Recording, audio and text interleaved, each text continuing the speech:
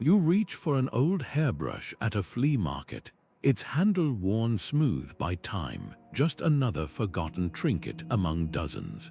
But what if that ordinary object held something far more sinister? For centuries, some of the most feared curses weren't carved into ancient tombs or hidden in sacred relics. They were etched into the everyday items people touched, used, and trusted without a second thought. Why would anyone hide dark magic in a mirror, a chair, or a child's toy? The answer lies in a chilling blend of psychology, superstition, and a deliberate choice to make the supernatural feel unnervingly close. Think about the objects in your own home, the ones you handle without thinking. Now imagine if one of them carried a curse meant to follow you silently, weaving misfortune into your life. This wasn't just the stuff of legends. From ancient Rome to medieval Europe, people believed deeply in the power of curses, and the most effective ones weren't dramatic. They were disguised. A humble cooking pot could harbor a spell to ruin a family's harvest. A simple ring might doom its wearer to endless nightmares. By hiding curses in plain sight, those who cast them ensured the fear lingered longer, sinking deeper into the minds of their victims. But who would do such a thing, and why? The reasons are as varied as the objects themselves. Sometimes it was personal vengeance, a neighbor's jealousy sealed into a gifted loaf of bread. Other times it was political, a king's enemies slipping a cursed coin into his treasury to weaken his reign. And then there were the craftsmen who, knowingly or not, became conduits for dark intentions, their hands shaping cursed objects without realizing the power they carried. Over the next minutes, we'll uncover the stories behind these haunted household items, revealing how something as mundane as a doorknob or a pair of scissors could become a vessel for terror. By the end, you'll never look at the ordinary objects around you the same way again. The most terrifying curses weren't the ones shouted in grand rituals or carved into temple walls. They were the ones whispered into the objects people used every single day. Take something as simple as a mirror. In many cultures, mirrors were believed to hold fragments of the soul, making them perfect vessels for curses. Imagine glancing into your reflection, unaware that the glass had been etched with symbols meant to steal your vitality or warp your mind. The curse didn't need to be dramatic to be devastating. Its power came from repetition, the way you'd pass that mirror dozens of times a day, each glance reinforcing the invisible malice embedded in its surface. Then there were chairs, seemingly innocent pieces of furniture. But in medieval Europe, a cursed chair could be a death sentence. Some were carved with hidden runes beneath the seat, designed to sap the strength of anyone who sat on them. Others were crafted from wood taken from hanged men's gallows, carrying the energy of their final moments. The victim might feel only a creeping fatigue at first, never suspecting the true source of their decline. That's what made these curses so effective. They blurred the line between the supernatural and the mundane, leaving people questioning their own senses. Even cooking utensils weren't safe. A cursed spoon might slowly poison every meal it stirred, while a tainted knife could bring misfortune to anyone who used it. These objects were chosen precisely because they were essential. You couldn't avoid them. Every meal, every chore, every moment of rest became an opportunity for the curse to tighten its grip. And because people trusted these items implicitly, the psychological toll was just as damaging as any supernatural effect. The fear of the unknown, wondering if your own belongings had turned against you, was often worse than the curse itself. This wasn't just superstition. It was a calculated understanding of human behavior. By embedding curses in household items, the perpetrators ensured their victims couldn't escape the unease. The ordinary became ominous, and the familiar grew sinister. It's a reminder that sometimes the most dangerous threats aren't the ones that announce themselves, they're the ones hiding in plain sight, waiting for you to let your guard down. Ancient Egypt perfected the art of weaving magic into the mundane, turning everyday items into silent carriers of divine will or deadly intent. Take something as simple as a comb, an object used daily for grooming. Archaeologists have found combs inscribed with hieroglyphs meant to inflict hair loss or skin diseases on their users, often placed by rivals or spurned lovers. These weren't grand, theatrical curses, but quiet, intimate acts of malice, designed to strike at the heart of personal dignity. The Egyptians understood that the most potent curses weren't the ones that roared, but the ones that seeped into life's routines, unnoticed until it was too late. Pottery tells an even darker story. Bowls and jars, essential for storing food and water, were sometimes etched with spells to sicken entire households. Imagine drinking from a vessel marked with symbols to summon stomach ailments or hallucinations, the curse activating with every sip. These objects blurred the line between protection and punishment. A bowl might bear blessings for its owner but carry a hidden curse for thieves, ensuring justice without a single word spoken aloud. This duality reveals how Egyptian spirituality permeated even the most practical items, turning them into tools of cosmic balance.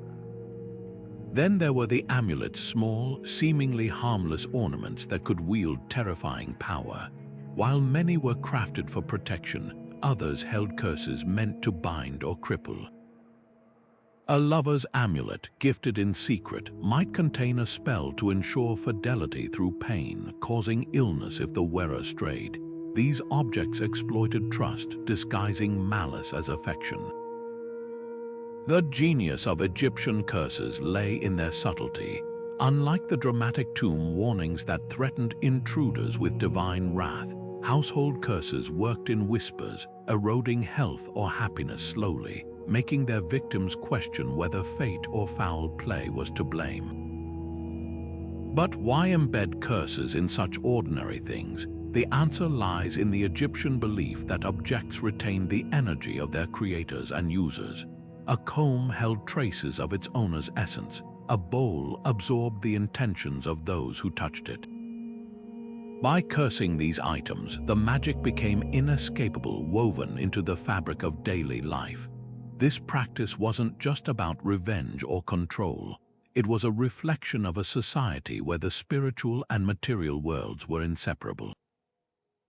Every object had potential power, and that's what made the ordinary so extraordinary and so dangerous. Today, echoes of these beliefs linger in superstitions about mirrors breaking or gifts carrying bad luck.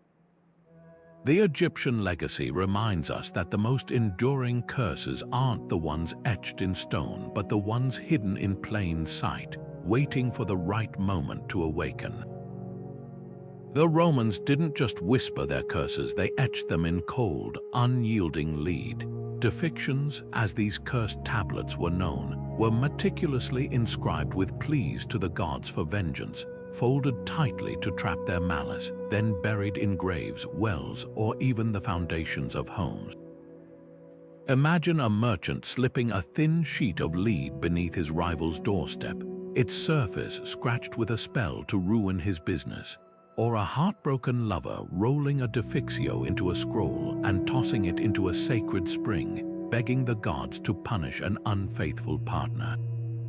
These weren't just angry words, they were contracts with the divine, formal requests for suffering disguised as humble scraps of metal. What makes defixiones so chilling is their sheer ordinariness. A passerby might mistake one for discarded roofing material or a broken seal, yet once activated by burial or ritual, they became spiritual landmines. Archaeologists have uncovered curses targeting everything from courtroom opponents' spells to bind the tongue of a rival lawyer, to chariot racers with specific pleas to tangle the legs of competing horses. The precision was deliberate. A well-crafted Defixio didn't just invoke chaos, it surgically dismantled a victim's life, often listing exact punishments like fevers, financial ruin, or social isolation. But here's the twist: many Defixiones were never meant to be found. Unlike Egyptian curses that relied on the victim's awareness, Roman lead tablets worked in the shadows. Some were even written backward or in code, their power growing stronger through secrecy. This reveals a fascinating duality in Roman society, a culture famed for its laws and order, yet where cursed tablets flourished as an accepted underground justice system. If you couldn't win in court or the arena, you might commission a professional curse writer to level the playing field. The most unsettling examples. Those hidden in plain sight. A Defixio could be rolled into a hollow figurine and placed on a shelf, or pressed into the frame of a door, cursing everyone who crossed the threshold. Unlike dramatic tomb curses, these were slow-acting poisons for the soul, blending seamlessly into domestic life. Scholars have even found tablets targeting entire households, their spells activated by something as simple as lighting a hearth fire or drawing water from a well. The genius and horror of Defixiones lay in their bureaucratic efficiency. They turned vengeance into paperwork with the gods as unwilling accomplices. Yet for all their darkness, these leaden curses tell us something profound about Roman fears. The sheer number of surviving Defixiones, thousands have been excavated, suggests people didn't just believe in curses, they relied on them. In a world where fate seemed capricious, where plagues or political shifts could destroy lives overnight, cursed tablets offered an illusion of control. They were the weapons of the powerless, a way to scribble rage onto lead and demand the universe listen. Today, we might dismiss them as superstition, but their legacy lingers in the way we still whisper wishes onto falling stars or knock wood to ward off bad luck. The mediums change, but the longing remains, to take life's chaos and press it, however briefly, into something we can hold in our hands. In medieval Europe, a spoon left unattended could be more than just a kitchen tool. It might be a death warrant. Witches and cunning folk were feared not just for their whispered spells, but for their ability to weave curses into the most mundane objects. A broom leaning against a wall could sweep away a family's luck. A door hinge squeaking at odd hours might signal the slow unraveling of a household's health. These weren't just stories told to frighten children, they were genuine terrors that shaped daily life. People examined every gift, every piece of second-hand furniture with suspicion, knowing that malice could hide in the grain of wood or the curve of a handle. The power of these curses lay in their invisibility. Unlike the dramatic incantations of folklore, a witch's touch left no visible mark. A farmer might wake to find his cows inexplicably sick, their milk curdled only to discover later that a neighbor had blessed the barn with a cursed nail driven into the beam.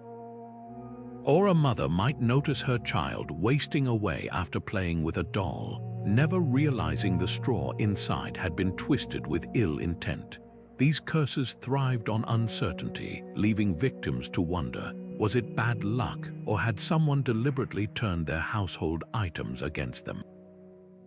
This paranoia didn't exist in a vacuum. In an era where crop failures or sudden illnesses could mean starvation, people needed explanations for the unexplainable. A cursed object became a scapegoat for life's cruelties, a way to make sense of suffering, and once suspicion took root, the consequences were deadly. The same spoon accused of poisoning a family could become evidence in a witch trial, its owner condemned by superstition as much as by any real crime.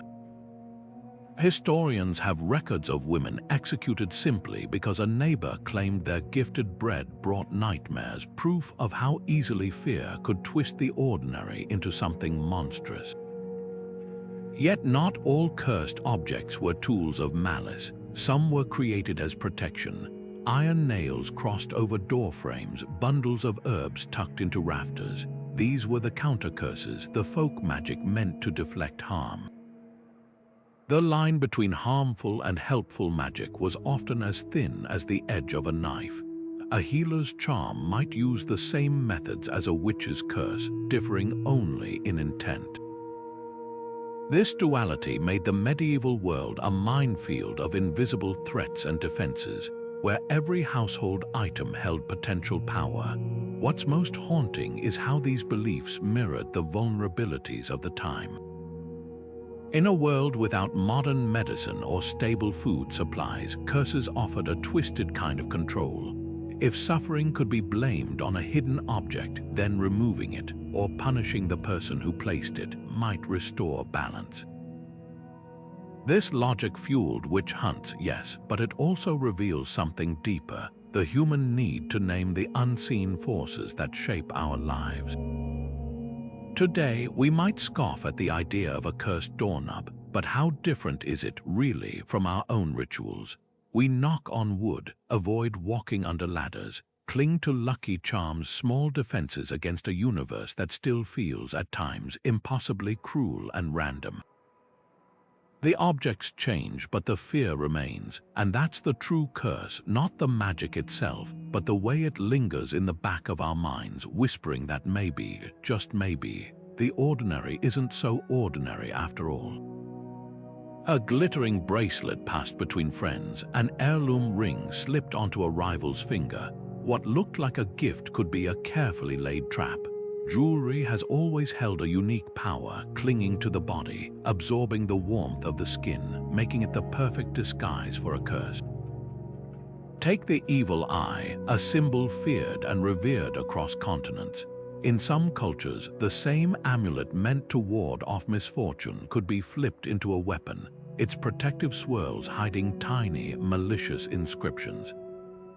A pendant might bear a beautiful gem on one side, while the reverse concealed symbols to summon sickness or strife. This duality made cursed jewelry especially insidious. The victim, touched by the giver's apparent generosity, would never think to check for hidden poison in the metal. The intimacy of jewelry amplified its curse. Unlike a haunted chair or a bewitched spoon, a ring or necklace never left its wearer. It rested against the pulse point, its energy mingling with the body's own rhythms. Historical accounts describe victims of such curses wasting away, their vitality sapped by a seemingly innocent locket. In Renaissance Italy, scandals erupted when noblewomen accused rivals of embedding curses in gifted pearls, each bead whispered over with spells to wither beauty or invite scandal. The jewelry's value made it harder to discard who would throw away a diamond, even if it seemed to hum with malice. But the darkest brilliance of these curses lay in their reversibility. A piece designed to protect could be twisted into harm. Turkish nazar beads, traditionally blue to deflect the evil eye, were sometimes recarved with inverted symbols, turning protection into predation. Similarly, Celtic knotwork, meant to symbolize eternity, could be tampered with a single broken line in the pattern, and the wearer's luck would unravel like the sabotage design. This manipulation of trust was the curse's true venom. It exploited the human tendency to see beauty as benign, to assume craftsmanship implied goodwill. Archaeologists have found rings with hollow compartments, their interiors packed with cursed herbs or scraps of parchment bearing the victim's name. Others uncovered bracelets with tiny spikes inside, designed to prick the skin and let the curse seep in drop by drop. The cruelty was surgical. A cursed brooch might only activate when worn at a wedding, ruining a marriage before it began. A pair of earrings could target not just the wearer, but everyone who admired them, spreading misfortune like a contagion. Yet jewelry also held the key to breaking curses. The same intimacy that made it dangerous also made it receptive to counter magic. Silver could be purified under moonlight, gems soaked in salt water to dissolve embedded spells. This tension between jewelry as a weapon and as a shield reflects humanity's enduring dance with the unseen. We still wear amulets today, whether a lucky charm or a birthstone, proving that the line between curse and blessing has always been as thin as a gold chain and just as easy to twist.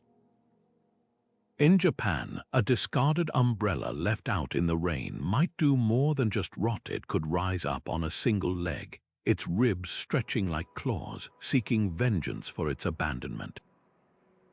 This is the world of Tukimagami, where household objects that reached 100 years of age awakened as spirits, often with grudges to settle. Unlike European curses deliberately placed on objects, Tukimagami emerged from neglect, their anger fueled by human carelessness. A well-used tea kettle suddenly sprouting eyes and a scowling mouth might scald its owner for being thrown away. A worn-out straw sandal could come to life at midnight, hopping through the house to trip the family that replaced it. These weren't just ghost stories, they were cautionary tales woven into the fabric of everyday life, reminding people to treat even the most ordinary items with reverence. What makes Tukimagami so fascinating is their ambiguity.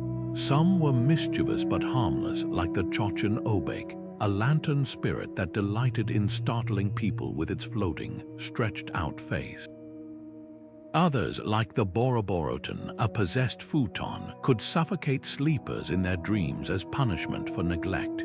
This range reflected a deeper cultural belief. Objects absorbed the energy of those who used them. A lovingly maintained tool might become a protective spirit, while a callously discarded one would fester with resentment. The line between animate and inanimate was never solid in Japanese folklore. Every object had potential for spirithood, waiting only for time and emotion to awaken it. This belief wasn't purely about fear, it was also a philosophy of mindfulness. In a society where resources were often scarce, the Tukimagami tradition encouraged people to repair rather than replace, to value what they had. Artisans performed rituals to honor tools before retiring them, and households held memorials for broken needles, thanking them for their service.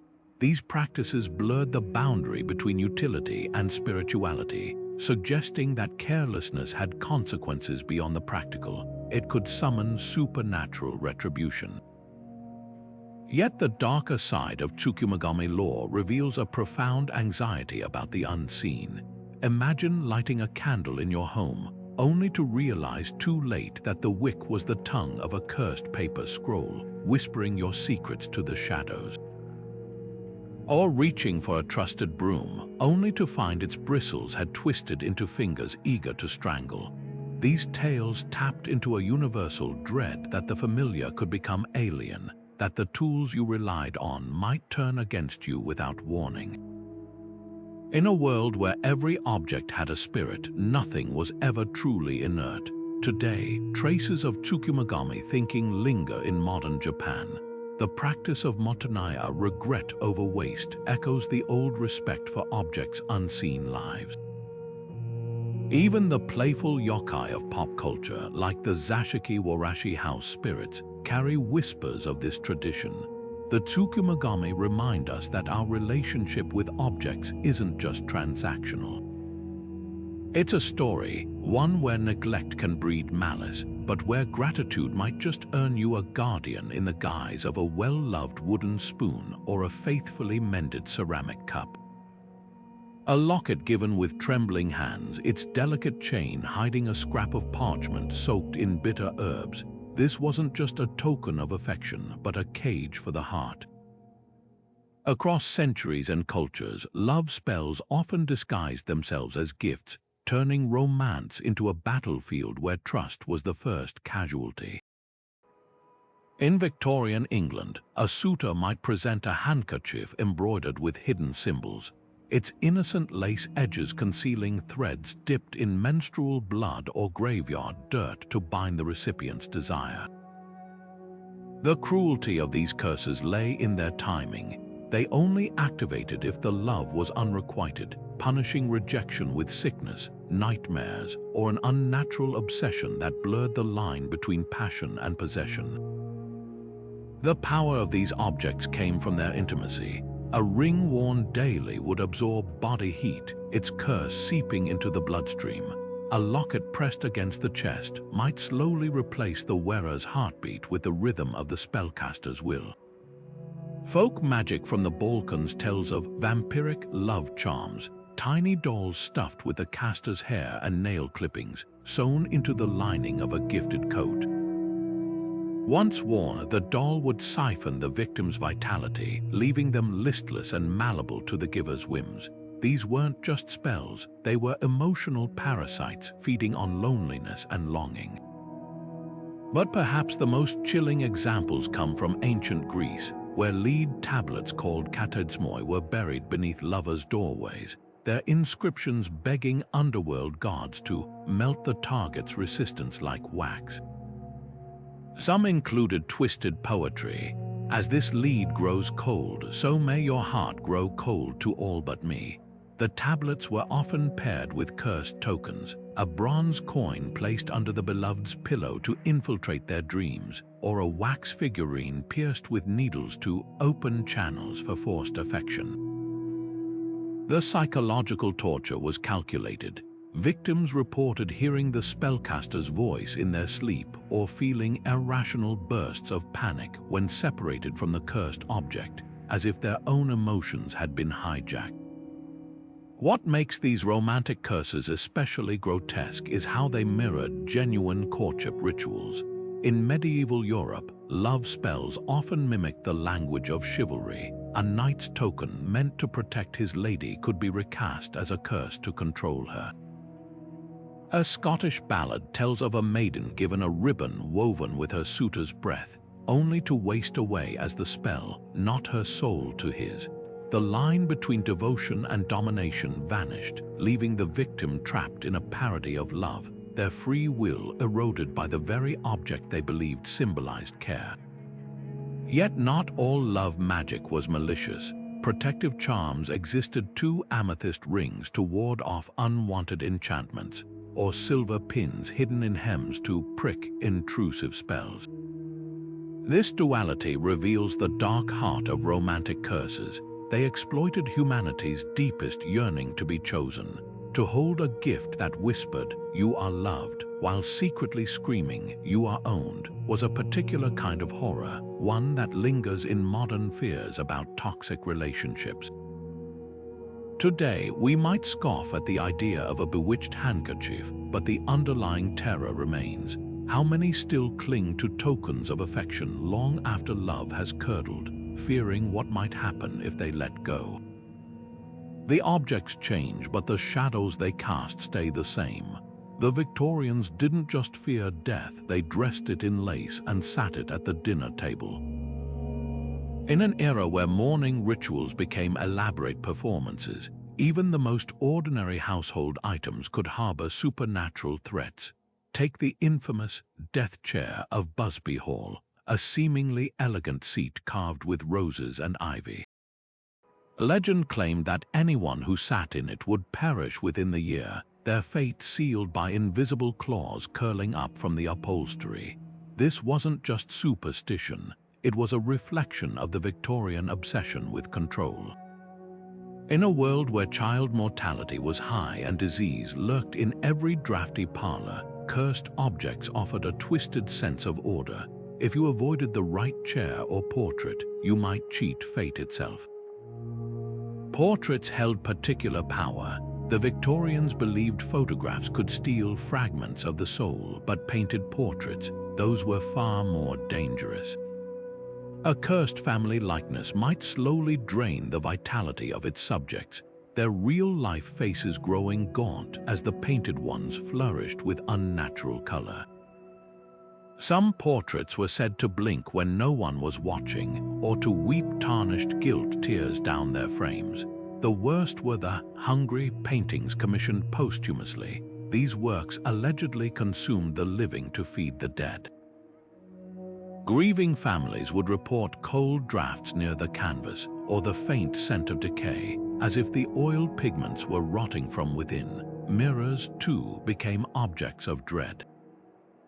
The Victorians covered them during wakes to prevent spirits from getting trapped in the glass, but some households discovered too late that their mirrors had already been compromised. A cursed-looking glass might show reflections aging rapidly or reveal shadowy figures standing just behind the viewer. The infamous Black Mirror of Durham was said to show the viewer their own death if gazed into at midnight, a morbid parlor trick that allegedly drove at least one maid to madness. These objects preyed on the era's deepest anxieties, the fear of losing one's identity, of being replaced, of becoming nothing more than a fading image in a frame. Spiritualism's rise only amplified the terror. As seances became fashionable, so too did tales of possessed furniture. Tables weren't just for rapping out messages from the dead. Some allegedly dragged themselves across rooms to corner the living. A wardrobe in Sussex reportedly swallowed a child whole, its doors snapping shut like jaws, only to reopen hours later, empty. These stories thrived in the gaslit gloom of Victorian homes, where every creak of floorboards could be a spirit's footstep. But the true genius of Victorian curses was their duality. A writing desk might contain hidden compartments for love letters or for locks of hair stolen from corpses.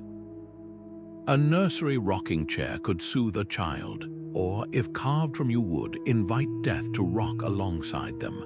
This blending of domesticity and darkness made the curses inescapable. After all, how could you discard a family heirloom, even if it hummed with malice? The Victorians lived in a world where beauty and horror shared the same hearth and sometimes the same chair.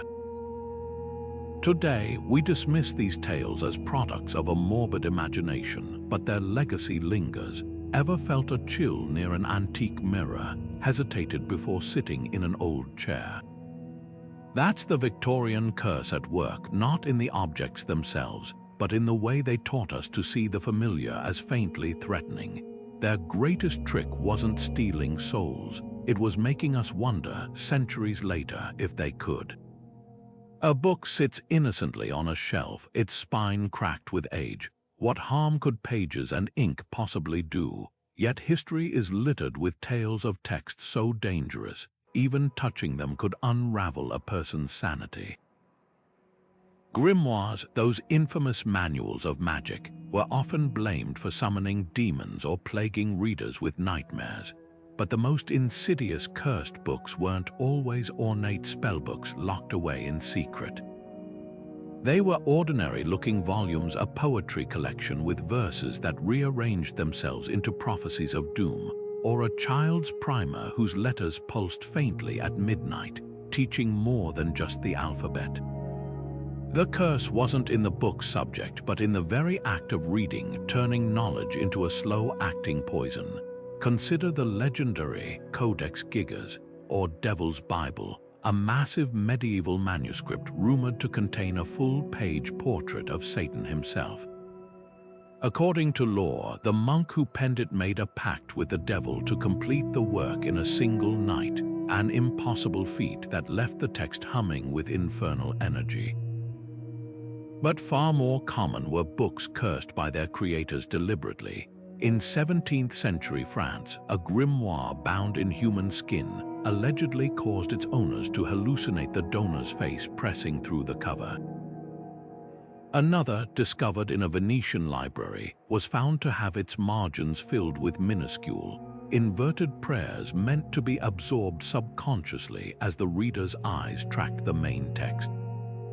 These weren't just stories, they were psychological traps weaponizing the intimacy of reading. Libraries became battlegrounds against these threats.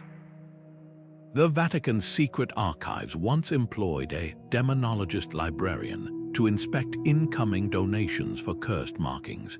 Private collectors developed rituals storing suspect books in salt-lined boxes or quarantining them in chapels for months. The fear wasn't entirely superstition. Some books did contain toxic pigments like arsenic-laced green dyes, which could induce delirium in readers who licked their fingers to turn pages. Others held pressed herbs that released hallucinogenic spores when disturbed. The line between poison and magic blurred, leaving scholars to wonder, was the curse in the words or in the physical object itself? The power of these books lay in their paradox. They were both sacred and profane, revered as vessels of knowledge, yet feared as conduits of the unknown. A cursed novel might start innocuously, then gradually shift its plot to mirror the reader's life, inserting personal details no outsider could know. Diaries were especially perilous. Some cultures believed writing down secrets invited spirits to fill the blank spaces with their own truths. This duality made books ideal for curses. They demanded engagement. A reader had to willingly open the cover, focus their eyes, let the words seep in. Unlike a haunted mirror that could be covered or a cursed chair avoided, a book's danger unfolded in the mind, one page at a time. Perhaps the most unsettling examples were the whispering volumes described in German folklore books that emitted faint voices when no one was nearby. Some hissed insults, others recited lists of future tragedies. A 17th century physician's journal details a patient who claimed his borrowed book had begun annotating itself in margins, the handwriting shifting from helpful notes to frantic warnings over weeks. By the time he tried to burn it, the book reportedly screamed. Whether these accounts were fever dreams or clever hoaxes, they reveal a universal dread that the stories we consume might consume us back. Today, the fear lingers in subtler ways. Ever felt uneasy holding a second-hand book with someone else's name scrawled inside, or hesitated before opening an old journal found at an estate sale? These instincts are echoes of an older terror, that words once set down take on lives of their own. Modern libraries may not employ demonologists, but rare book rooms still handle certain texts with gloves, a secular nod to the ancient idea that some knowledge isn't just dangerous, it's alive. A hairbrush, a teacup, a child's toy, these are the things we touch without thinking, the objects that make our homes feel safe. But when they're cursed, that safety shatters. The terror isn't just about magic, it's about betrayal. Our brains are wired to trust the familiar, to assume a chair is just a chair. A curse twists that instinct, weaponizing our own comfort against us. Imagine drinking from your favorite mug every morning, only to discover it's been slowly poisoning you. The violation cuts deeper than any ghost story because it attacks the very idea of sanctuary. This fear thrives on ambiguity. A cursed object doesn't announce itself. It hides in plain sight, leaving you to wonder, is my headache just fatigue, or did that antique mirror bring it on? The mind craves certainty, so when misfortune strikes, we grasp for explanations, even supernatural ones. Studies show people are more likely to believe in curses during times of stress or powerlessness. A farmer facing a ruined harvest might blame a buried hex bag rather than accept the randomness of weather. Curses offer a perverse comfort. If suffering has a source, maybe it can be undone. But the real horror lies in the loss of control. A haunted house can be avoided. A cursed ring clings to your finger. Folk tales from Appalachia to the Andes warn of objects that can't be discarded. They return to their owners, or worse, punish anyone who tries to rid themselves of them. This echoes a primal dread, being trapped. Modern psychology calls it learned helplessness, the feeling that no action matters. A cursed object embodies that despair, whispering that even your attempts to escape are part of its design. Cultural rituals reveal how universal this fear is. From the Mediterranean practice of hanging blue-eye amulets to deflect malice, to Slavic traditions of burning belongings after a death, humans have always acted on the belief that objects carry echoes of their past. These aren't just superstitions, they're coping mechanisms. By cleansing an object, we reclaim agency. The irony, the more we ritualize protection, the more we validate the power of the curse. It's a loop that feeds itself, fear creating the very thing it tries to destroy. Yet cursed objects endure because they speak to something deeper than logic. They tap into the unsettling truth that our world is built on fragile trust. We assume our food isn't poisoned, our clothes won't strangle us, our homes won't turn against us. A curse exposes that trust as a choice, not a guarantee.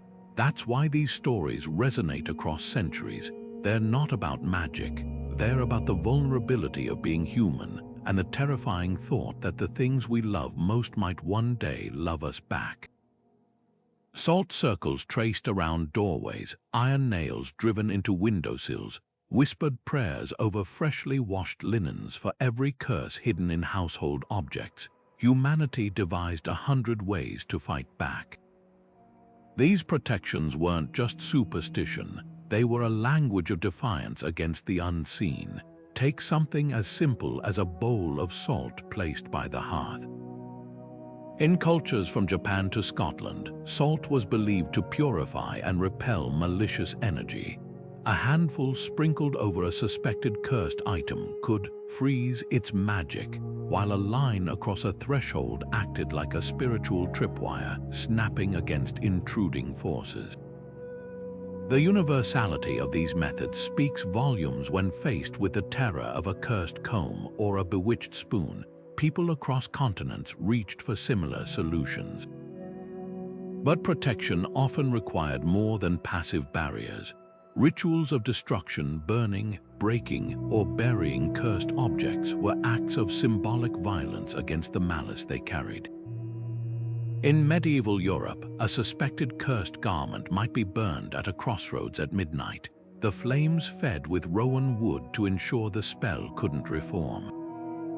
In West African traditions, pottery imbued with ill intent was shattered into dust, then scattered into running water to carry the fragments far from human contact. These practices recognized curses as contagious, something that could linger if not utterly annihilated. Even the act of disposal held meaning. Burying a cursed item face down in clay, for example, mirrored the way some cultures interred witches to prevent their spirits from rising. Religious symbols became shields as much as articles of faith. The Hamsa hand in Middle Eastern traditions, crosses nailed above doorways in Christian Europe, or alms symbols etched into Indian thresholds, all served dual purposes as spiritual reminders and supernatural armor. Some protections were ingeniously subtle. Turkish homes still hang nazar beads near entryways, their blue glass eyes designed to reflect curses back to their senders. In the American South, bottles stuffed with iron filings and buried upside down beneath porches were said to trap wandering spirits before they could enter. These objects transformed homes into fortresses, their defenses woven into the very architecture of daily life. The most fascinating protections, though, were the ones that turned curses against themselves. Mirror charms placed near windows not only deflected evil but reversed it, sending misfortune back to its source. Norse warriors carved boomerang runes onto their shields, ensuring any spell cast against them would rebound threefold. Even everyday actions became counter-curses, knocking on wood, spitting over one's shoulder, or tossing spilled salt behind you were mini rituals to cancel out lurking harm. These practices reveal a profound insight. The best defense wasn't just blocking darkness but redirecting it. Yet for all their ingenuity, protective measures also betrayed humanity's deepest anxiety, that no defense was ever quite enough. The same family that hung a horseshoe over their door might still avoid handling inherited jewelry without gloves. A shopkeeper who burned sage weekly could still eye a customer's gift with suspicion. This paradox lies at the heart of our relationship with curses. the more fiercely we guard against them, the more power we grant their possibility. Today, we may not fear cursed teapots, but the instinct remains. Ever hesitated before opening an antique chest? Felt a chill when an old photograph's eyes seem to follow you? That's the echo of centuries spent watching the ordinary for signs of the extraordinary, and reaching for whatever charm, prayer, or ritual might tip the balance back in our favor. The Hope Diamond glitters with a blue so deep it's said to drown those who possess it, or so the legend goes. This 45-carat gem has left a trail of misfortune in its wake, from the French royal family's bloody downfall to the financial ruin of heiress Evelyn Walsh MacLean, who wore it as a good luck charm despite rumors of its curse. But what makes the Hope Diamond so fascinating isn't just the tragedies linked to it. It's how its story twists together fact and folklore. Scientific tests confirm the diamond's rare phosphorescence. It glows red under ultraviolet light, a phenomenon some claim is the stone's curse manifesting. Yet historians note many alleged victims met their fates through perfectly explainable means. Revolution, stock market crashes, simple bad luck. The diamond's real power might lie in its ability to refract human superstition as brilliantly as it does light. Then there's the Dibuk Box, a wine cabinet allegedly housing a malicious Jewish spirit. Its modern legend began in 2001 when a Holocaust survivor's heir sold it online, warning the new owner of night terrors, health failures, and eerie smells of jasmine, a signature of Dibuk possession. Paranormal investigators took interest, with some reporting equipment malfunctions in its presence, but skeptics point out the box's story shifts with each retelling. Originally described as a simple wine cabinet, later accounts added carved Hebrew prayers and hidden compartments. This evolution mirrors how folklore grows, each teller layering new details to heighten the terror.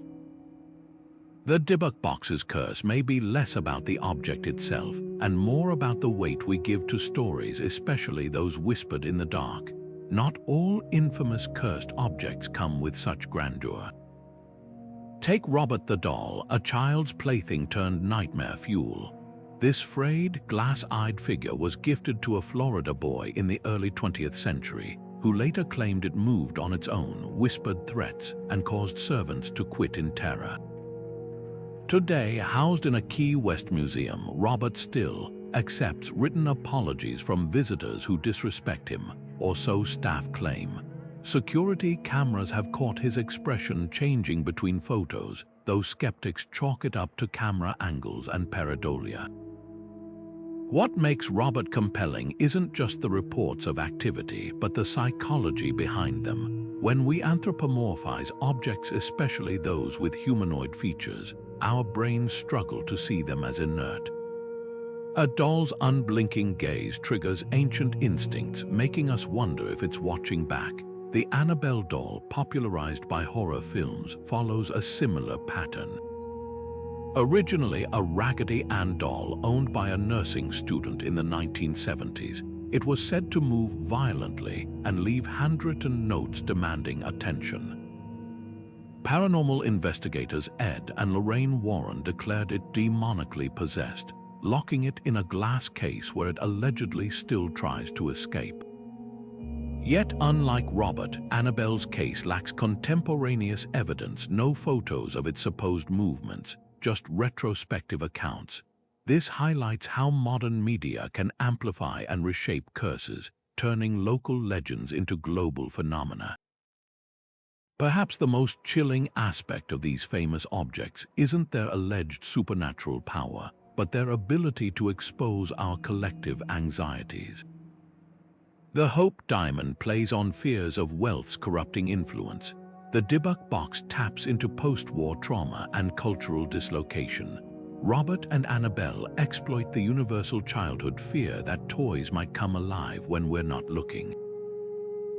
Their curses endure not because they're provably real, but because they're mirrors reflecting whatever fears we bring to them. Museums display these objects knowing their legends draw crowds, blurring the line between preservation and performance. Science offers alternative explanations: electromagnetic fields, infrasound, even toxic materials like lead or arsenic in antique components causing hallucinations. Yet even skeptics admit some phenomena resist easy answers. The human mind thrives on patterns, connecting unrelated misfortunes into narratives that feel intentional. A cursed object becomes a focal point for that instinct, a tangible villain for life's chaos. Whether these legends are born from coincidence, psychological suggestion, or something stranger, their grip on our imagination proves one thing: the most powerful magic isn't in the objects themselves, but in our willingness to believe. A vintage typewriter bought at a thrift store begins typing cryptic messages at night. A grandfather clock, silent for decades, suddenly chimes 13 times on the anniversary of a tragedy. These aren't plots from horror films, they're real claims made by ordinary people in online forums and paranormal investigation groups. The language of curses hasn't vanished with modernity, it's simply evolved. Where ancient spells were etched in lead or whispered into mirrors, today's curses manifest through glitching electronics, haunted eBay purchases, and viral internet challenges promising misfortune to those who ignore them. Consider the phenomenon of haunted listings on auction sites. Sellers often advertise antiques with disclaimers like "item feels heavy with energy" or "previous owner reported nightmares." Whether marketing gimmick or genuine warning, these descriptions tap into a deep-seated unease about second-hand objects carrying invisible baggage. In 2019, a Japanese auction for a supposedly cursed doll garnered international attention when the winning bidder claimed it emitted whispers in an extinct dialect. Forensic analysis found no mechanical tricks, just centuries of patina and a provenance tracing back to a demolished psychiatric hospital. The truth may be mundane, but the story thrives because it fits an ancient pattern: objects as vessels for unresolved history. Digital curses have taken this fear into uncharted territory. Creepypasta legends like the "Smile Dog" image or the "I Feel Fantastic" YouTube video claim to bring illness or death to viewers, their power spreading through pixels rather than physical contact. These stories gain traction precisely because they mirror old curse logic, the idea that simply witnessing something can invite harm. The Momo Challenge hoax of 2018 showed how quickly modern anxieties can crystallize around digital objects, with parents worldwide fearing a grotesque avatar might hypnotize children through screens. While debunked, the frenzy revealed how readily we still attribute malice to the inanimate when faced with the unexplained. Yet the most compelling modern curses aren't supernatural, they're psychological. Heirloom trauma theory suggests objects can carry generational pain without any magic required. A quilt stitched by enslaved ancestors, a wedding ring from a failed marriage, a soldier's untouched diary, these items radiate energy because of the weight we assign them. Museums increasingly grapple with difficult artifacts, where visitors report dizziness or grief near certain displays. The British Museum's Aztec sacrificial knife, for instance, accumulates daily notes from staff and visitors describing sudden chills or visions of blood. Science attributes this to suggestion and emotional resonance, but the experience feels eerily similar to ancient curse accounts. Perhaps the persistence of curse beliefs speaks less about ghosts and more about human nature. In an age of mass production and disposable goods, we still imbue special objects with meaning, whether a childhood stuffed animal or a deceased relative's watch.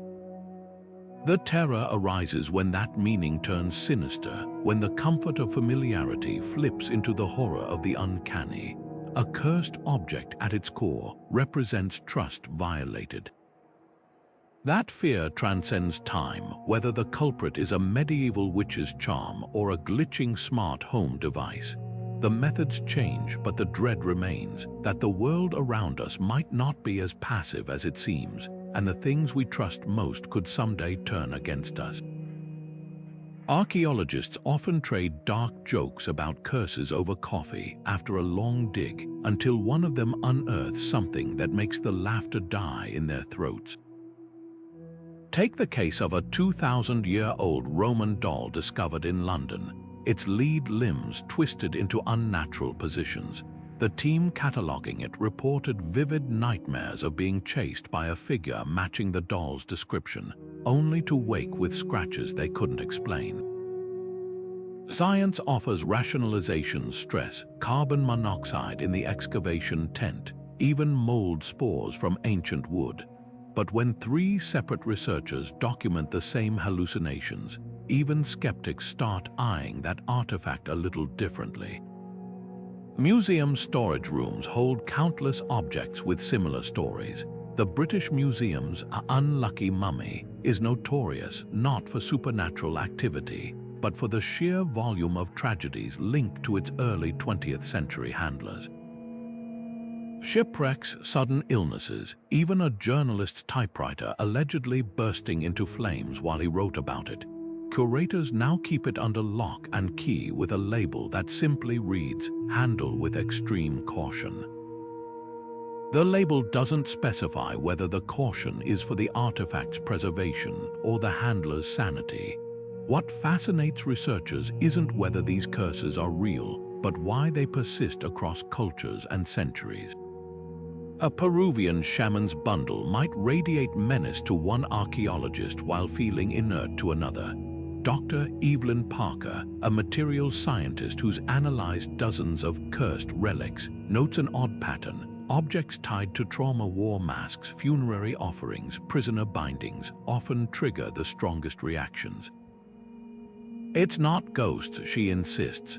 It's the residue of human suffering that certain people unconsciously respond to, like a tuning fork vibrating to a frequency no one else hears.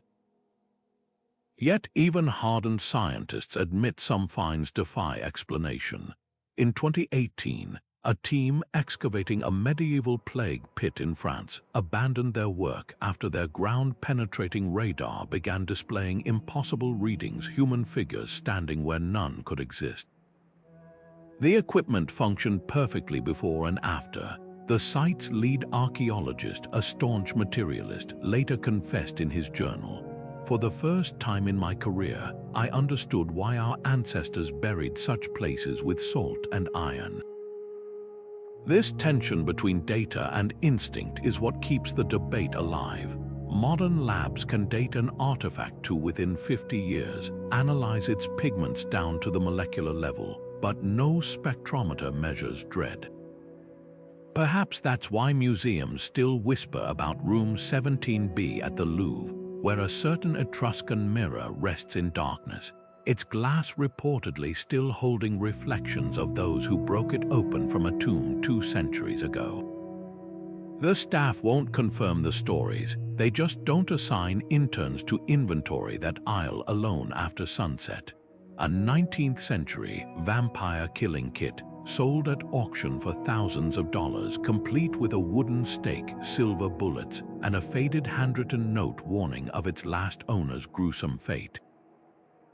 The only problem, forensic testing later revealed the kit was assembled in the 1970s, its antique appearance carefully faked to prey on collectors' fascination with the macabre.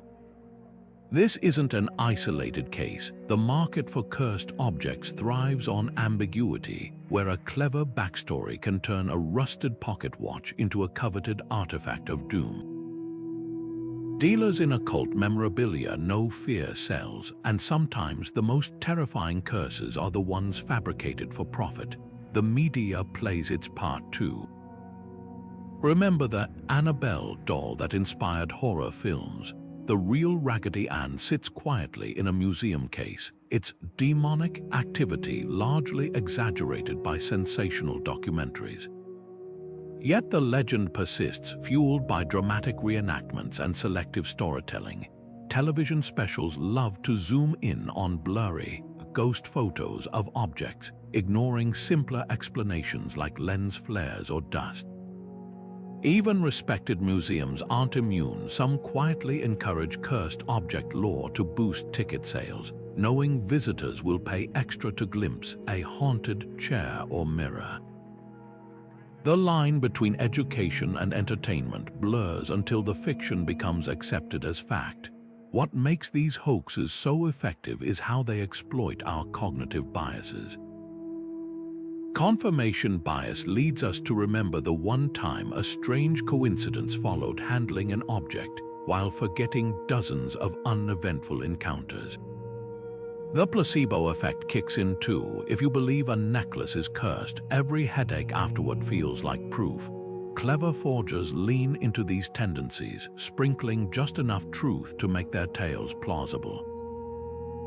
A vintage diary might contain authentic period handwriting with a few added pages describing a witch's hex.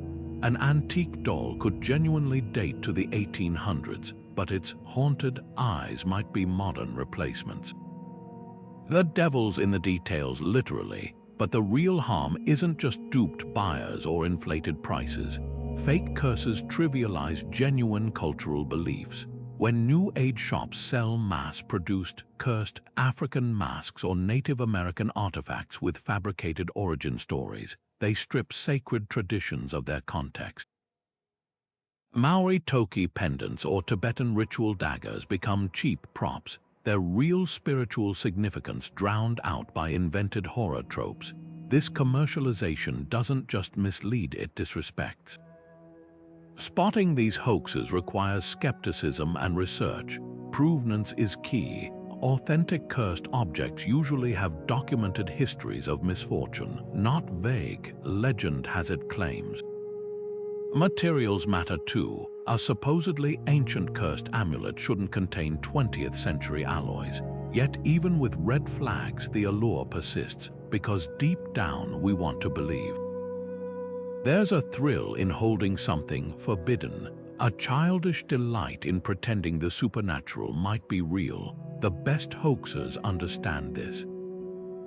They're not just selling objects, they're selling stories, and stories, unlike curses, don't need to be genuine to cast their spell. Perhaps the most ironic twist. Some fake curses become real through sheer belief. When enough people treat an object as dangerous, avoiding it, whispering about it, it gathers a kind of power. Not supernatural, but social, a self-fulfilling prophecy of fear. That's the ultimate lesson of these hoaxes. The most potent magic was never in the objects themselves, but in our willingness to let them haunt us. A glowing television screen flickers to life in an empty room, showing nothing but static, until a grainy image of a well appears and a voice whispers, 7 days. This iconic scene from The Ring didn't just terrify audiences, it reinforced a modern mythology around cursed objects, proving that even in our digital age, the fear of malevolent items lingers. Horror films have long exploited the dread of everyday objects turned sinister, from the antique doll Chucky's murderous rampages to the haunted videotape in The Grudge. These stories work because they twist the familiar into something unrecognizable, making us question the safety of our own homes. A child's toy, a family heirloom, even a cell phone, nothing is off limits when it comes to cinematic curses. Video games take this fear one step further by making players interact with cursed items firsthand. In Resident Evil, picking up a seemingly innocent necklace might trigger a trap or unleash a hidden enemy.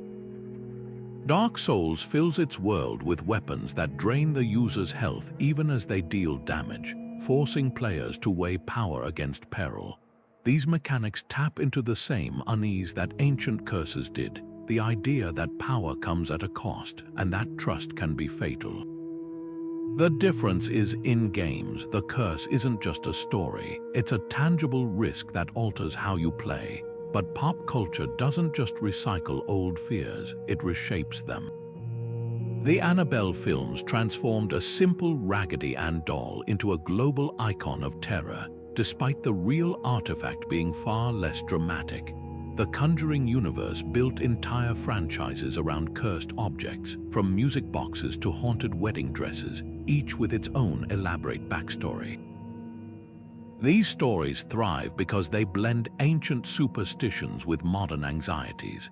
A cursed mirror in a horror film isn't just a portal for ghosts, it's a reflection of our own insecurities, our fear of what might be hiding just beneath the surface of the ordinary. Even outside horror, cursed objects appear as plot devices in fantasy and adventure stories. The One Ring in The Lord of the Rings corrupts anyone who possesses it, while the Necronomicon in Evil Dead unleashes chaos when read aloud. These narratives borrow from real-world folklore but amplify the stakes, turning curses into world-ending threats. The genius of these portrayals is how they make the supernatural feel personal. A cursed object isn't just dangerous, it's seductive.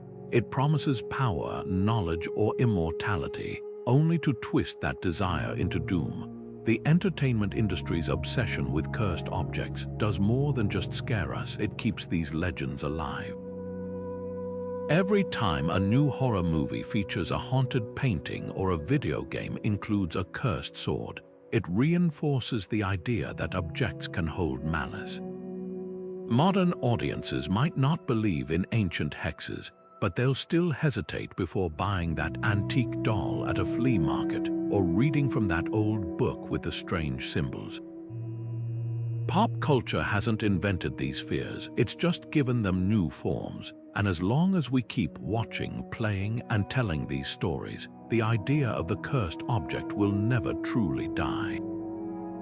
A priest's hand hovers over a bowl of water, murmuring prayers that transform it into holy liquid capable of healing the faithful or burning the wicked. This duality lies at the heart of how religions have shaped cursed objects across cultures. In Christianity, the line between sacred and cursed was often razor-thin. Medieval grimoires like the Key of Solomon blended biblical psalms with occult symbols, invoking angels to enact curses on stolen goods or unfaithful lovers. Even the Catholic Church's own relics could tip into terror. Splinters of the true cross were said to bring miracles to believers but inflict agonizing sores on thieves. The power didn't come from the object alone, but from the divine authority channeled through it, a reminder that in the right hands, even a drop of water could become a weapon. Hindu traditions took this concept further, weaving curses into the fabric of daily worship. A kalasha pot, typically used in ceremonies to hold sacred water, could be inverted and filled with nails or ashes to curse a rival's home.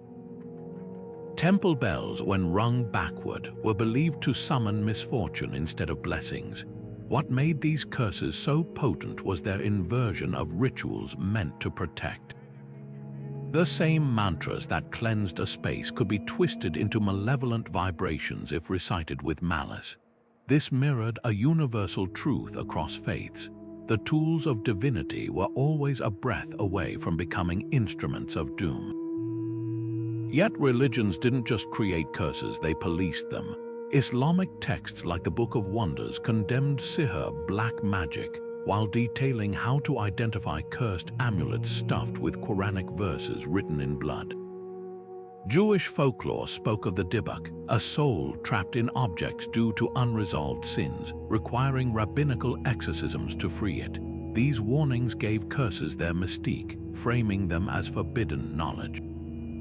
When the Spanish Inquisition burned women for allegedly cursing wells with menstrual blood, they inadvertently cemented the idea that such power existed and was worth fearing. The intersection of faith and fear birthed some of history's most enduring cursed object legends.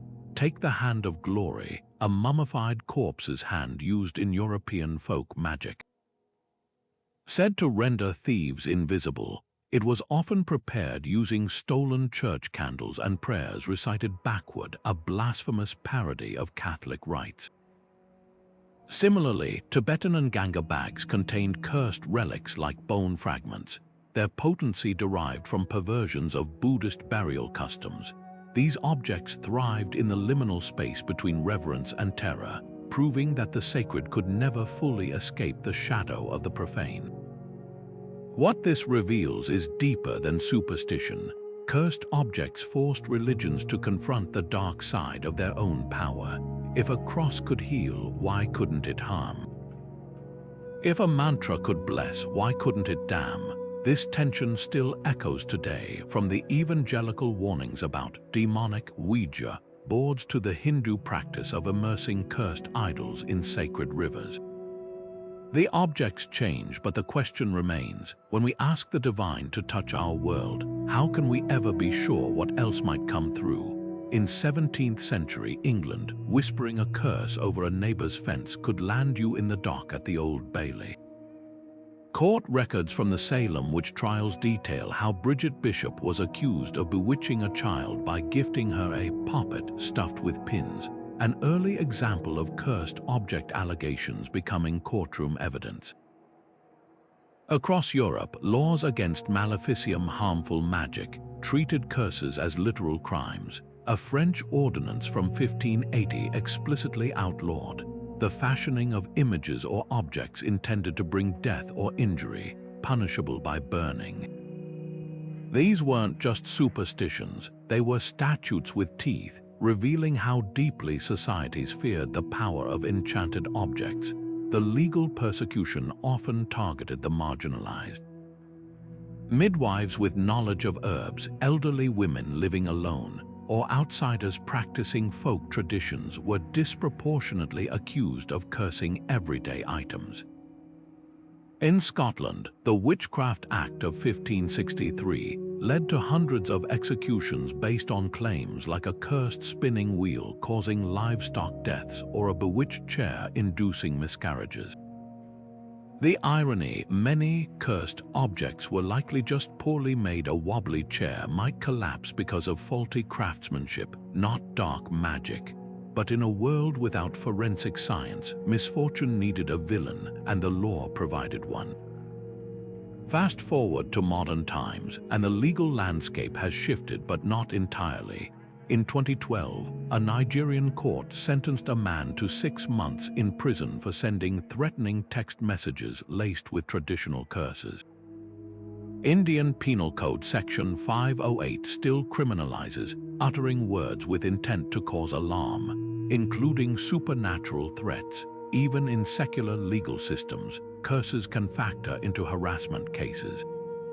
A 2019 U.S. ruling granted a restraining order partly based on the defendant leaving voodoo dolls on the plaintiff's porch, with the judge noting the intent to inflict emotional distress through culturally recognized symbols of harm. What's fascinating is how courts grapple with proving curses exist. Medieval trials relied on spectral evidence, a victim's testimony of supernatural attacks, while modern cases focus on the perpetrator's intent rather than the curse's efficacy. This shift reflects a broader cultural evolution. We've stopped believing objects can be magically cursed, but we absolutely believe people can weaponize that belief. The law now treats curses as psychological warfare, acknowledging their power to terrify even if they lack literal magic. Yet echoes of older attitudes persist. In parts of Indonesia, village councils still adjudicate cases involving suspected cursed objects, ordering rituals to neutralize them. Some African nations recognize juju curses as mitigating factors in crimes, arguing coercion through supernatural threats can diminish culpability. These legal gray areas highlight a universal truth.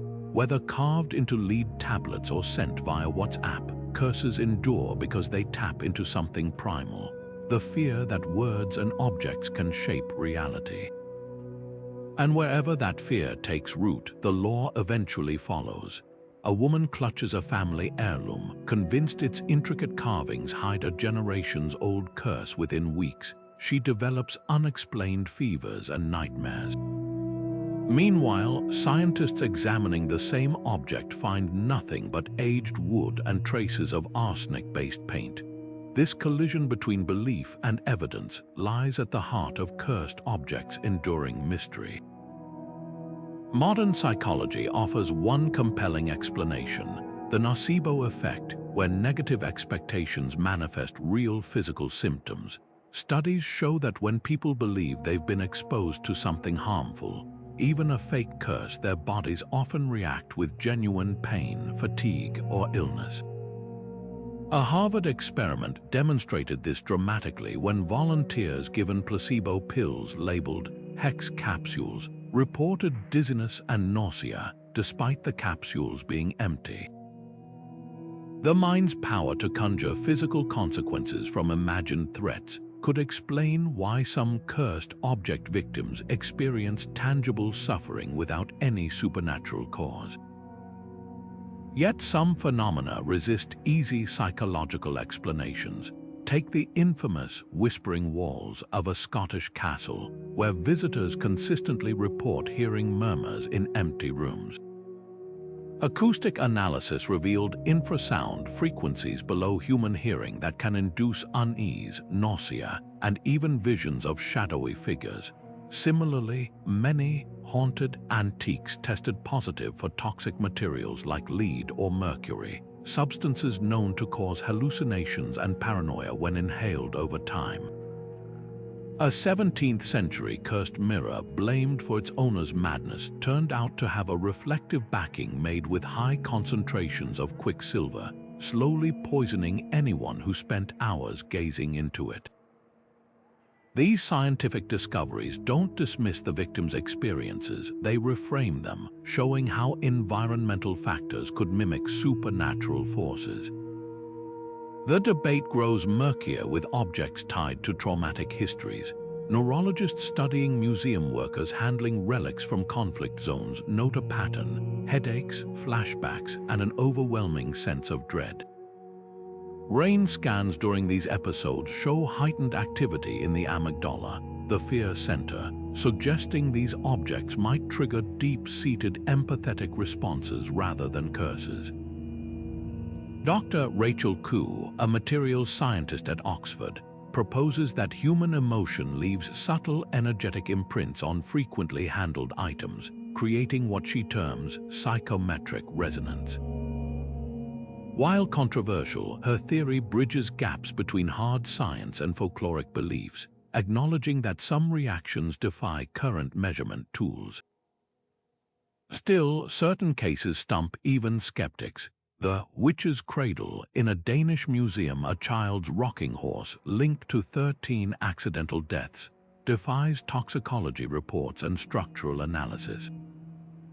Those who interact with it report identical symptoms: a sensation of invisible hands pressing their chests. Engineers found no infrasound, chemists detected no poisons, yet the phenomenon persists across decades and cultures. Such outliers keep the scientific community cautiously open-minded, with researchers like MIT's Dr. Illy Park suggesting quantum entanglement might someday explain how objects could store traumatic events. Until then, these enigmas remind us that science, for all its advances, still grapples with mysteries our ancestors attributed to curses. Perhaps the most profound insight comes from anthropology. Indigenous cultures worldwide have long practiced rituals to cleanse objects after deaths or tragedies, not out of superstition, but as psychological first aid. A Maori elder once explained to researchers that removing tapu, sacred restrictions, from inherited items wasn't about dispelling spirits. It was about allowing new owners to form unburdened relationships with the past. This perspective reframes the curse debate entirely. Whether the mechanism is chemical, psychological, or something undiscovered, the power lies not in the object itself, but in the stories we wrap around it. Science may never prove or disprove curses to everyone's satisfaction, but it's given us something equally valuable: the language to discuss why we fear the things we do and how those fears shape our reality. A battered wooden box goes up for auction, its listing casually noting it was recovered from a suspected witch's cottage in 1823. Bidding wars erupt, driving the price far beyond its antique value. This isn't just collectors chasing rarity, it's the explosive market for cursed objects where provenance is measured in misfortune rather than craftsmanship. Auction houses like Sotheby's have discreetly moved items with unsettling histories, from Victorian mourning jewelry linked to suicides to tribal masks that caused previous owners to report waking paralysis. The most infamous sale, a 17th century vampire slaying kit that changed hands for nearly $200,000 despite handwritten warnings inside about its last owner's gruesome end. What drives someone to deliberately invite darkness into their home? For some collectors, it's the thrill of flirting with the forbidden, a real-life horror story they can touch. Paranormal investigator Lyle Blackburn describes clients who display cursed dolls in glass cases like trophies, only to call him months later begging for removal after nights of disembodied whispers. Others see themselves as archivists of the macabre, preserving objects mainstream museums won't touch. The Warren Occult Museum, home to Annabelle and other infamous artifacts, operates on this philosophy, though even its staff admit certain items are kept locked and unphotographed due to their volatility. Yet the risks aren't purely supernatural. Psychologists point to the haunted attribution effect. Once an object is labeled cursed, every creak of the house or bout of insomnia gets blamed on it, creating a self-fulfilling cycle of dread. A London financier who collected haunted paintings described developing migraines until forensic testing revealed mold spores in the frames, triggering allergic reactions. Another collector of cursed coins suffered financial ruin not from magic, but from pouring savings into an elaborate security system to contain his acquisitions. The real danger often lies not in the objects themselves, but in what their owners become while fearing them. The ethics of this trade spark fierce debate. Indigenous groups protest the sale of sacred items stripped of context, like Navajo witch jars or Maori taonga, now reduced to cocktail conversation pieces. Auction houses walk a fine line, with some refusing lots outright if provenance suggests grave robbing or cultural theft. But where legal boundaries blur, demand thrives. Dark web forums buzz with offers for authenticated cursed objects, though experts estimate 80% are hoaxes preying on gullibility, the few genuine artifacts. Those tend to resurface quickly, often with new owners desperate to offload them.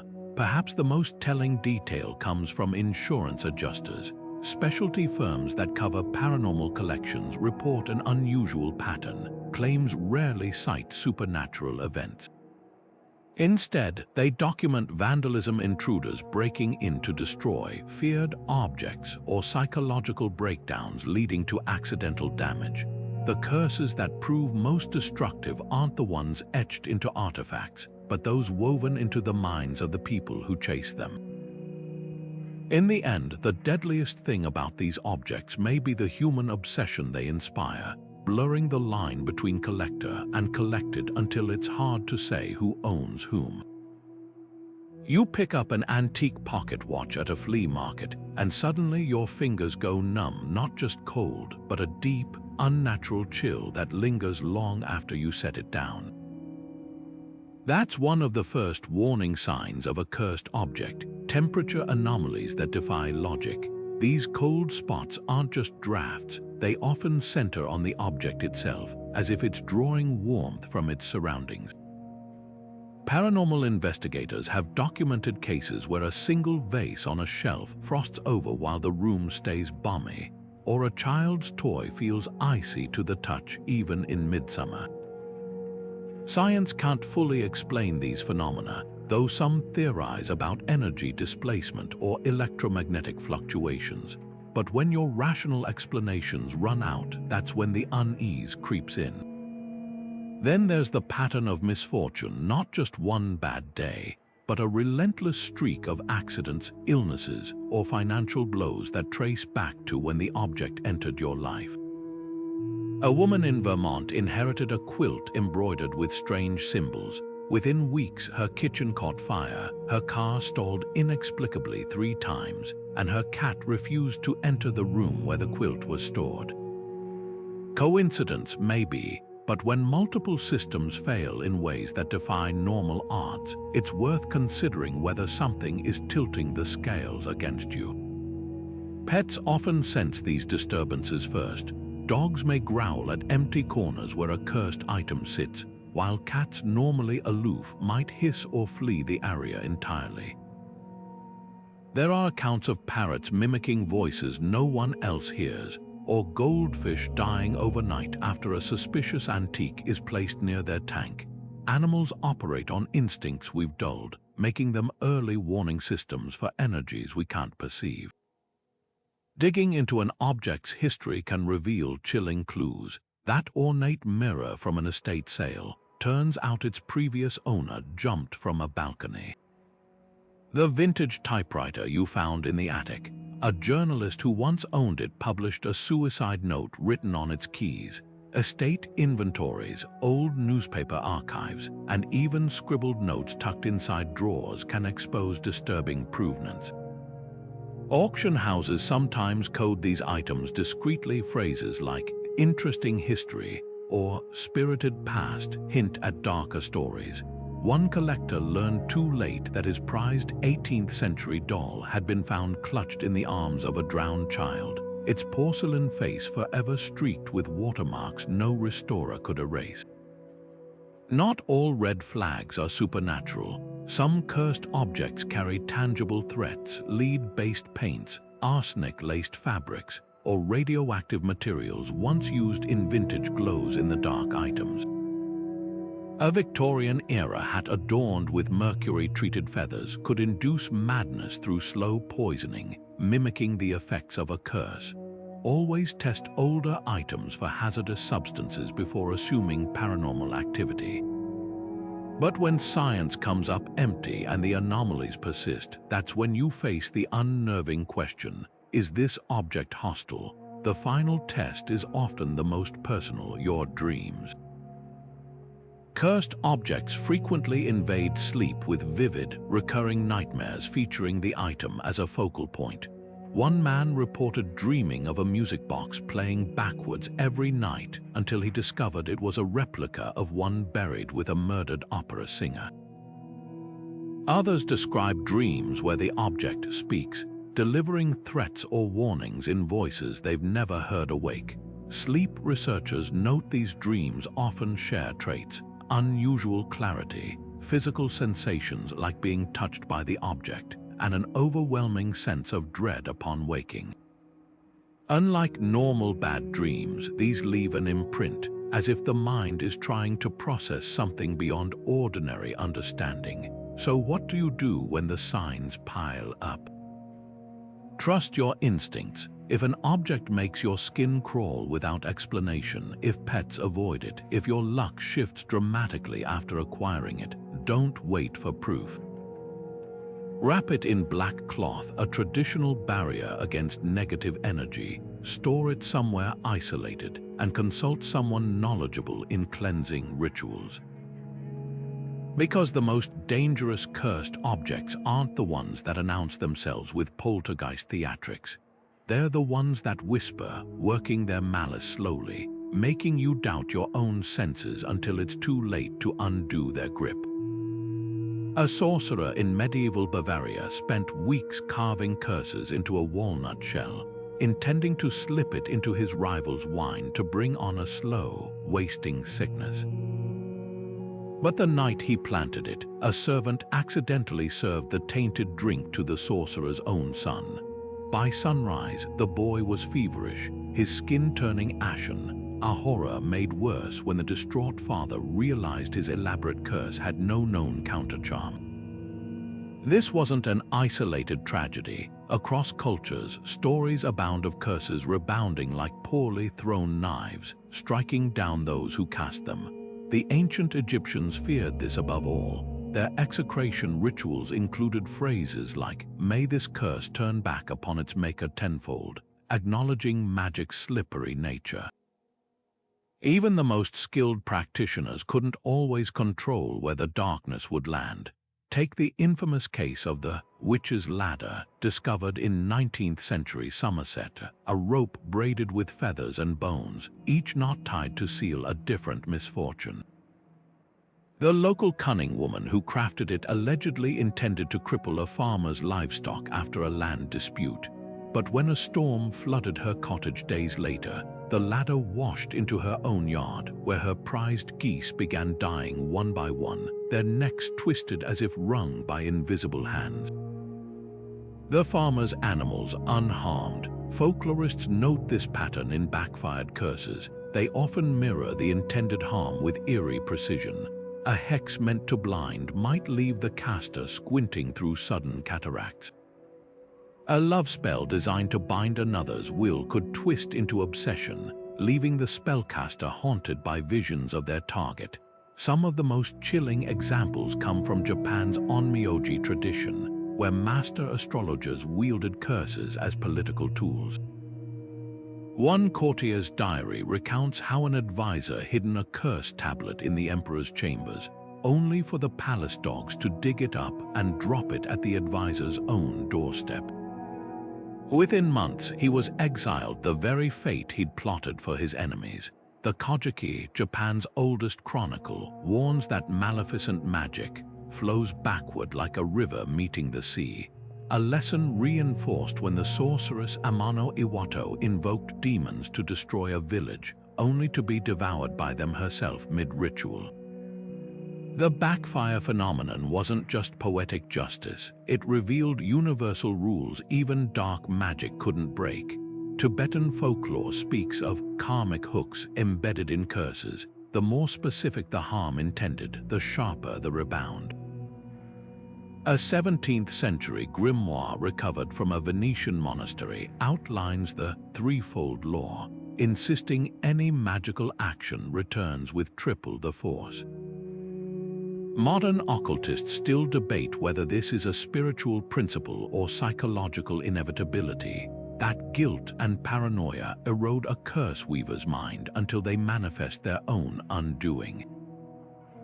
Either way, the lesson echoes through time. Malice is a boomerang. The hand that throws it should be ready to catch what comes back. Perhaps the most haunting backfire tale comes from the Andes, where a shaman's son fell ill after a rival buried a cursed doll near their home. In desperation, the shaman performed a counter-ritual so potent it didn't just neutralize the curse, it reversed the flow entirely.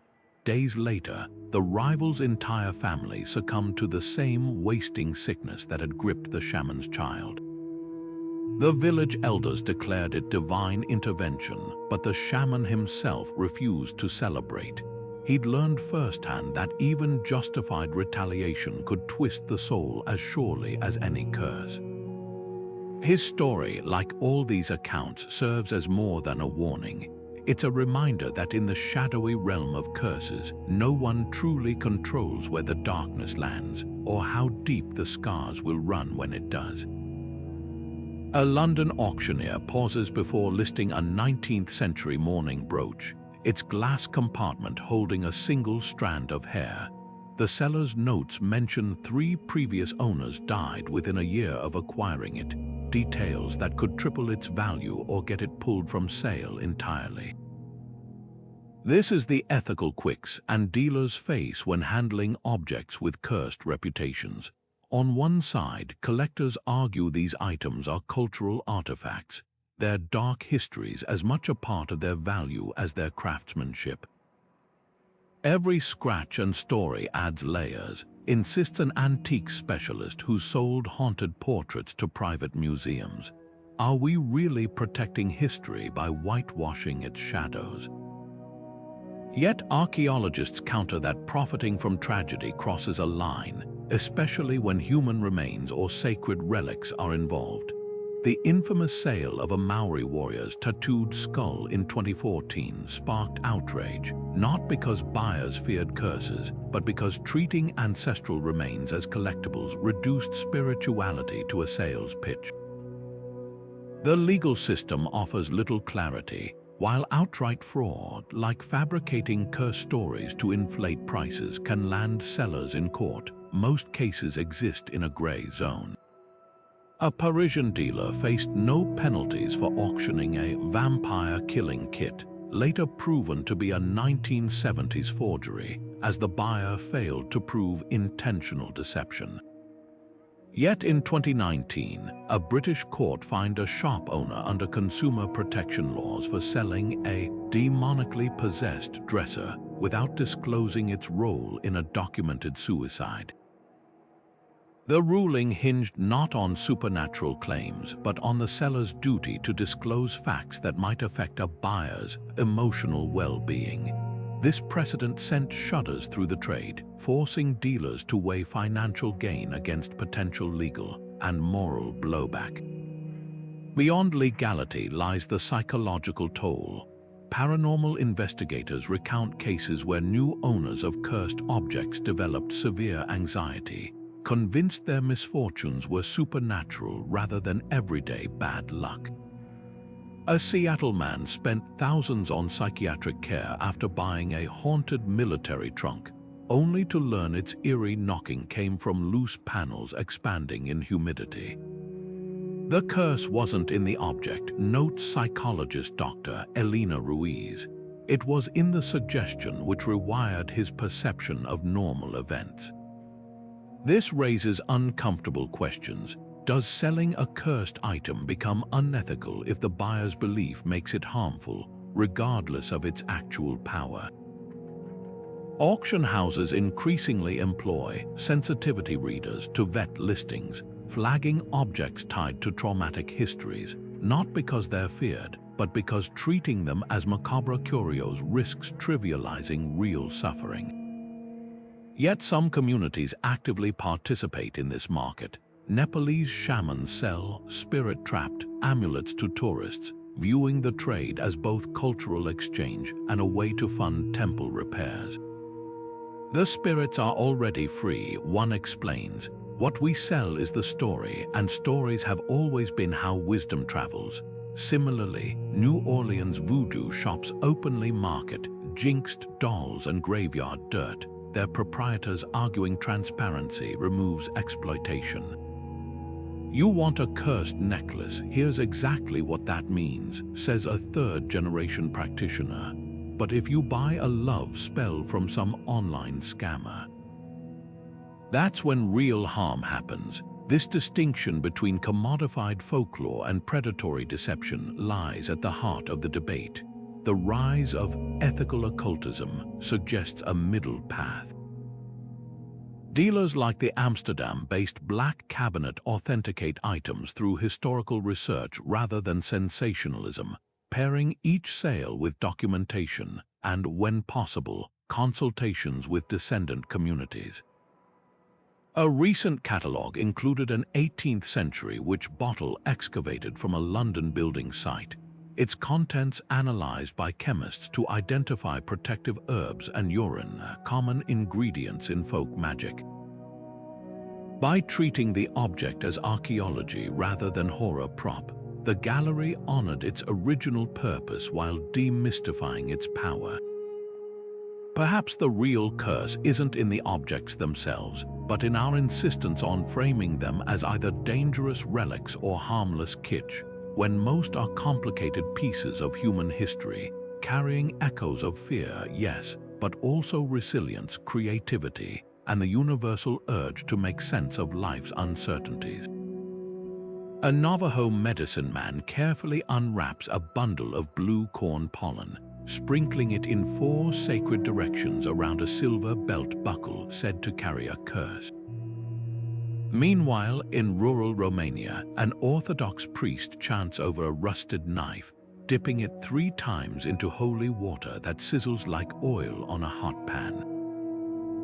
Though separated by continents, these rituals share a profound purpose, breaking the invisible chains of a curse.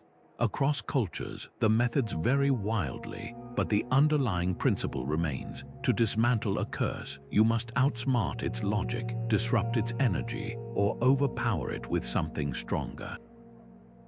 In Japan, the act of harai ritual purification often involves waving a shide, a zigzag paper streamer, over the cursed object while reciting Shinto prayers. The motion isn't arbitrary. It's meant to confuse malevolent spirits, like losing a pursuer in a maze. Similarly, West African traditions might bury a cursed item at a crossroads at midnight, a symbolic gesture that traps the curse in a liminal space where it can't follow anyone home. These practices reveal a universal insight: curses thrive on specificity. Disrupt their connection to a person or place and their power phrase. But what happens when you can't dispose of the object? Some traditions demand confrontation rather than avoidance. In Scottish folklore, seining a cursed item involves passing it through smoke from sacred herbs like rowan or juniper while demanding the curse reveal its name, a verbal trap meant to strip it of anonymity. Appalachian granny magic prescribes a more tactile approach, submerging the object in a running stream for 9 days, letting the water's constant motion erode the curse's grip. These methods acknowledge a hard truth: some curses cling because they're fed by attention. Starve them of fear, and they wither. Psychological studies suggest these rituals work not because they banish supernatural forces, but because they restore a sense of agency. A University of London experiment had participants handle cursed replica artifacts, then perform either a scientific debunking or a traditional cleansing.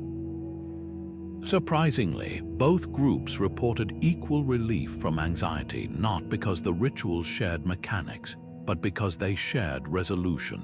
The brain craves closure, whether from a lab coat explaining electromagnetic fields or a priest swinging a censer. This explains why even skeptics might feel lighter after a cleansing. It's not the method that matters, but the moment of declared victory over the unknown. Yet some cases resist simple explanations. In Bali, a cursed mask that caused hallucinations was reportedly neutralized when a priestess sang to it for 3 nights, her voice allegedly reteaching the spirit inside its original ceremonial purpose. In Iceland, a rune-covered stone linked to livestock deaths was pacified by reburying it with a handwritten apology in Elder Futhark script. These outlier accounts hint at something deeper than psychology, a cultural contract where curses aren't just broken, but negotiated with. The thread tying all these practices together isn't superstition, it's symbolism. Salt circles and smoke, running water and whispered names, they're physical metaphors for boundaries, renewal, and reclaiming narrative control. When a Haitian Haungan draws vive symbols around a cursed necklace, or a Sicilian non pins a horn charm to reflect the Malocchio evil eye, they're not just performing magic. They're rewriting the story of the object, and in doing so, rewriting its hold on the human imagination. That may be the most potent remedy of all, the understanding that a curse at its core is just a story waiting to be told differently. And perhaps that's why these rituals endure. In a world where uncertainty still rattles our doors at night, the act of cleansing, whether with sage or science, offers more than protection. It offers a reminder that fear is a language, and we are never without the power to answer it back. Cursed household objects are more than just relics of superstition, they're mirrors reflecting humanity's oldest fears. That hairbrush passed down through generations, the antique mirror hanging in your hallway, even the childhood toy tucked away in the attic, each carries the weight of untold stories, some darker than others. These objects remind us that terror doesn't always lurk in shadowy forests or crumbling tombs. Sometimes it's coiled inside the ordinary, waiting for the right moment to strike. What makes these stories endure isn't just the thrill of the supernatural. It's the unsettling realization that our safest spaces, our homes, could harbor hidden threats. Ancient Egyptians feared cursed combs, medieval Europeans whispered of bewitched chairs, and today, viral tales of haunted eBay purchases prove our fascination hasn't faded. The medium changes, but the message remains: trust nothing blindly. This isn't just about fear-mongering. Cursed objects have shaped laws, inspired art, and even influenced scientific inquiry. The same Victorian paranoia that led to witch trials also birthed forensic toxicology, as doctors scrambled to explain illnesses blamed on hexed teapots. Modern horror films like The Ring or Annabelle tap into that primal unease, updating ancient dread for the digital age. A cursed videotape or a possessed doll isn't so different from a Roman lead tablet or a witch's puppet, just a new skin on an old nightmare. Yet beneath the chills lies something deeper, a testament to human creativity. Every cursed object is, in its own twisted way, a story. Someone, somewhere, poured their anger, grief, or longing into an item, hoping to bend the world to their will. Whether those curses worked is almost beside the point. What matters is that they reveal our desperate need to make sense of chaos, to assign reason to suffering. So the next time you pick up an old photograph and feel a sudden chill, or catch your reflection in an antique mirror a heartbeat too long, remember, you're participating in a tradition as old as civilization itself. The objects might be harmless, but the questions they raise are very real. How much of our world is truly under our control, and what happens when the things we trust most turn against us? That's the true power of these legends. They don't just scare us, they make us wonder. And maybe, just maybe, that's the real curse, the lingering doubt that keeps us glancing over our shoulders, even when the rational mind insists we're alone. If this journey into the shadows of history left you equal parts fascinated and unsettled, you're not alone. Drop a comment below sharing your own eerie encounters or your favorite cursed object legend. And if you're brave enough to keep exploring the unexplained, don't forget to like, subscribe, and join us next time as we uncover another dark corner of the past. Just maybe leave the lights on while you